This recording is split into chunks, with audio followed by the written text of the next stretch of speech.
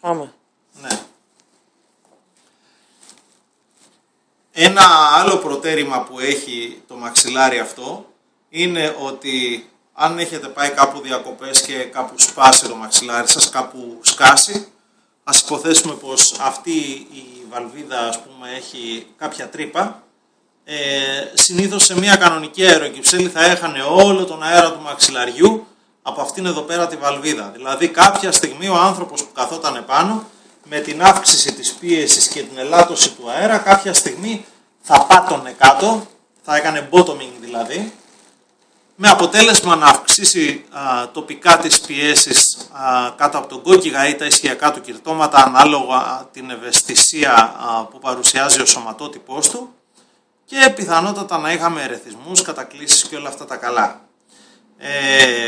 Όμως στην περίπτωση του Starlock αλλάζουν τα δεδομένα, διότι εάν παρατηρήσουμε ότι έχει κάποια τρύπα το μαξιλάρι μας, μπορούμε να το κλειδώσουμε με την ίδια ακριβώς διαδικασία, δηλαδή πιέζουμε το πουάρ μέχρι να σκληρύνει και έτσι κλειδώσαμε το μαξιλάρι.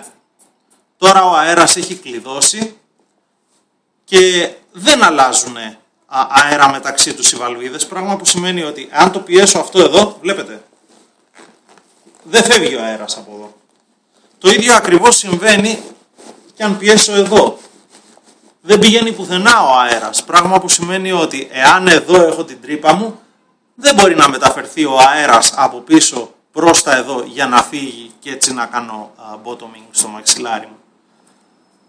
Αυτό είναι άλλο ένα προτέρημα που έχει το μαξιλάρι. Να προσθέσω ότι το συγκεκριμένο μαξιλάρι διατίθεται στην αγορά σε 4 μεγέθη.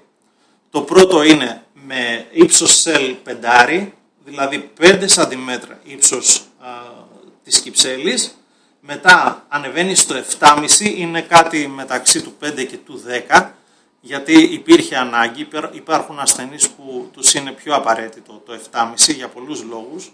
Θα σας εξηγήσω στο session του pressure mapping το γιατί. Υπάρχει σε ύψος σελ 10, δηλαδή 10 cm ύψος το σελ, και κατόπιν δικής μου απέτησης έχει γίνει και ύψος στο σελ 12,5.